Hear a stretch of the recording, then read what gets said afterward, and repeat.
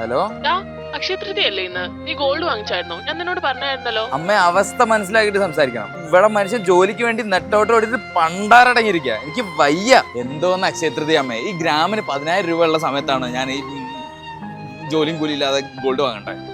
അമ്മേ, ഈ ജീവിക്കാനാണെങ്കിൽ കാശ് വേണം, കാശിനാണെങ്കിൽ ജോലി വേണം, ജോലിക്കാണെങ്കിൽ എക്സ്പീരിയൻസ് വേണം, എക്സ്പീരിയൻസിനാണെങ്കിൽ ജോലി വേണം. പണ്ടാരം. ഈ സ്ട്രെസ് അടിക്കുന്നതുകൊണ്ട് മുടി പോകുന്നതാണ് ഈ ഇൻസ്റ്റാഗ്രാമിൽ കണ്ട കഴിഞ്ഞ ദിവസം. ഈ സ്ട്രെസ് വരുന്നത് ഈ മുടി കൊഴിച്ചിൽ കണ്ടിട്ടല്ലേ.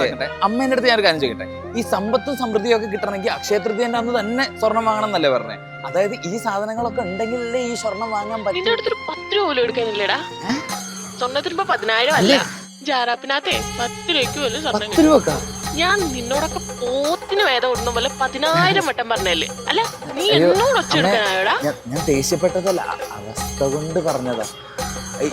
ഞാൻ കേട്ടിട്ടില്ല ഈ ജാറാപ്പിനെ കുറിച്ച്. ഞാൻ ആദ്യമായിട്ട് കേൾക്കണേ. എടുക്കടാ, ചെയ്തോളാം ജാറാപ്പ് എടുക്കടാ. ചെയ്തോളാം.